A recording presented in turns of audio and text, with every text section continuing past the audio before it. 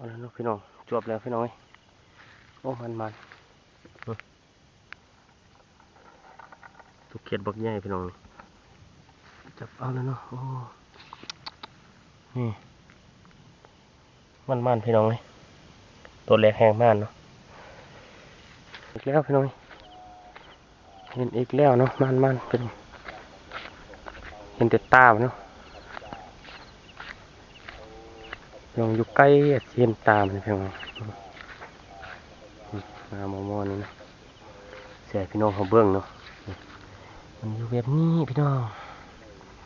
นี่เห็นบ่มันอีกแล้วเรื่องแล้วเนาะพี่น้อง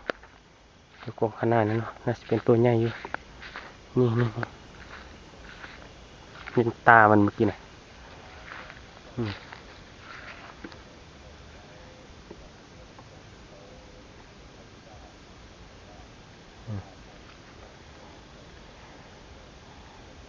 เรียบร้อยนะพี่น้อง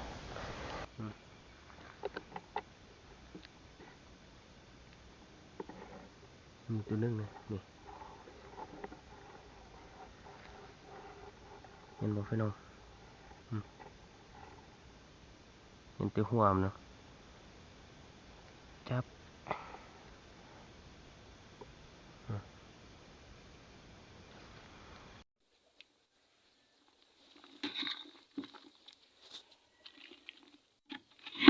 ผลงานเมื่อคืนพี่น้อง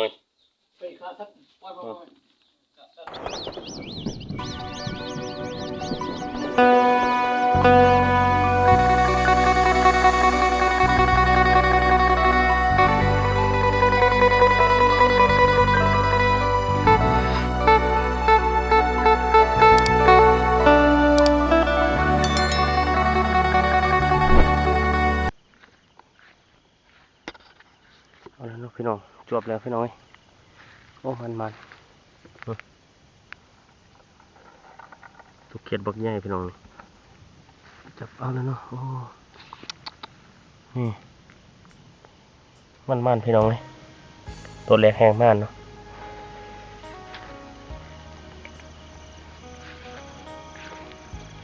สไตล์ตาม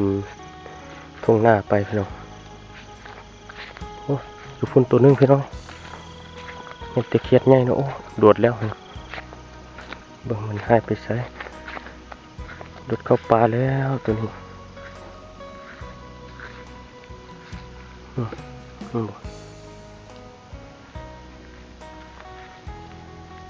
คุบได้บ่ได้แล้วเรียบร้อยพี่น้องมัน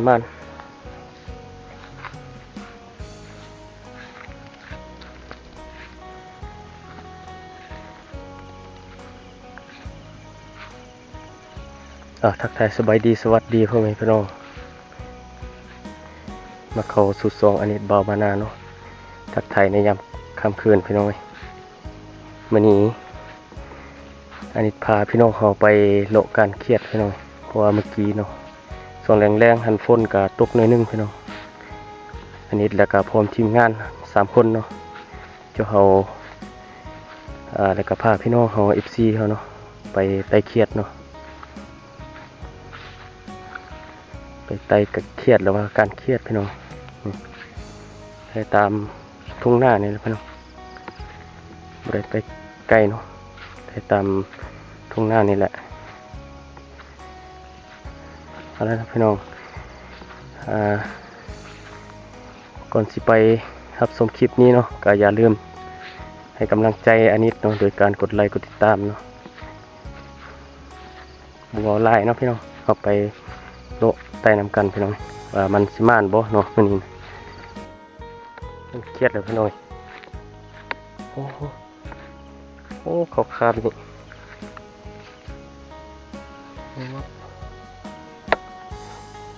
เขาคาบนี่แล้ว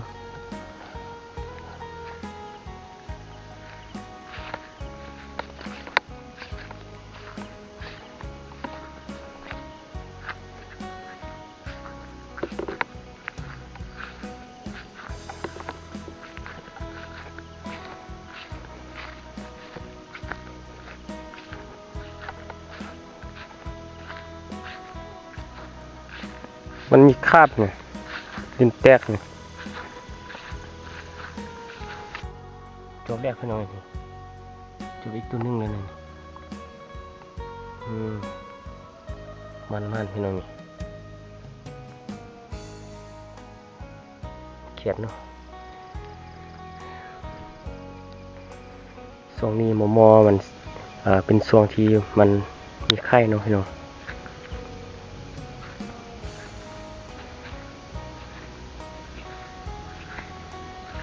ไต่รถไต่ตามทุ่งนาเนี่ยนี่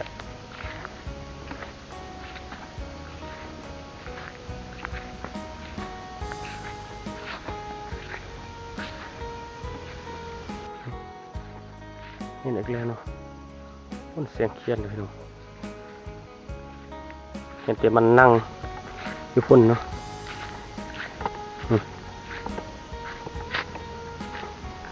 สิไปใส่ลานี่เห็นบอกพี่น้อง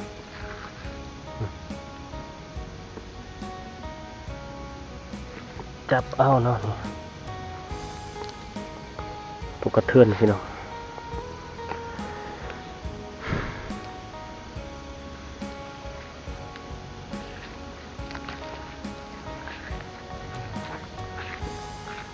โอ้อยู่พุ่นตัวนึงพี่น้อย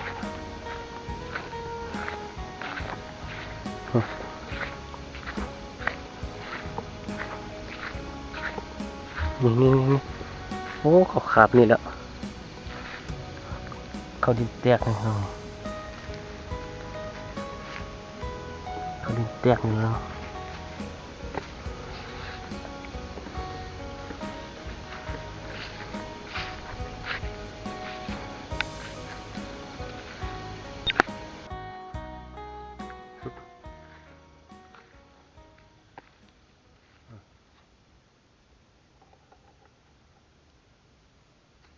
เขียดหน้าเนาะเขียดน้อยเนาะตัวใหญ่ก็มีแต่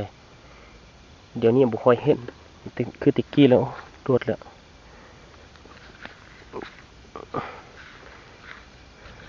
รูดมือพี่น้องโดดอยู่คน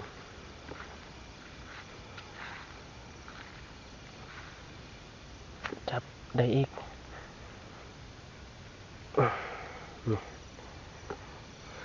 มันพี่น้อง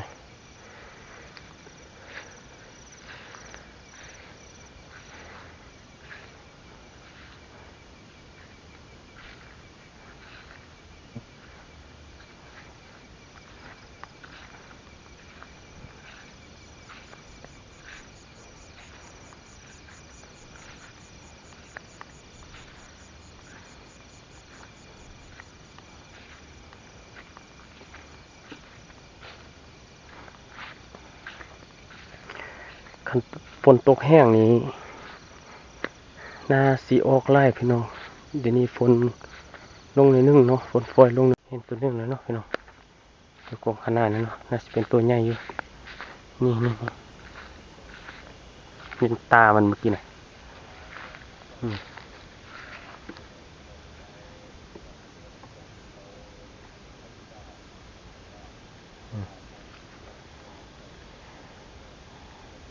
เรียบร้อยนะพี่น้องเอาคล้องมาพี่น้องเอาทรงซอนมาบริเอาทรงเหย้านะมามันห้อนพุทธทรงนี้อากาศก็ห้อนเนาะห้อนแหล่ฝนส่วนหลายฝนสิมาตอนคืนพี่น้อง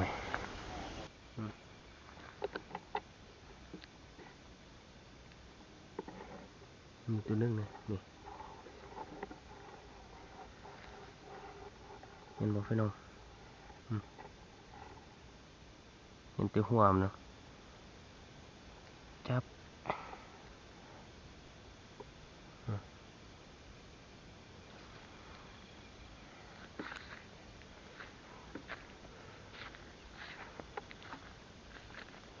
อยู่แถวคันหน้าเนาะไปกับเห็นตามันลดเนาะพี่น้องคันมันมีนะบุมีกับโบเห็นเนาะพี่น้องอยู่พุ่นตัวนึงอีกพี่น้อยพุ่นเป็นแสงอยู่ลุ่มดูกองคันหน้าเนาะ ลองอยู่ใกล้เห็นตามนพี่น้องมาหมอนี่นะเสียพี่น้องเขาเบิ่งเนาะมันอยู่แบบนี้พี่น้องนี่เห็นบ่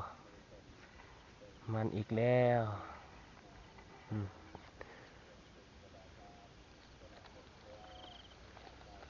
โอ้ยพุ่นอีกตัวนึงพี่น้องโอ้มัน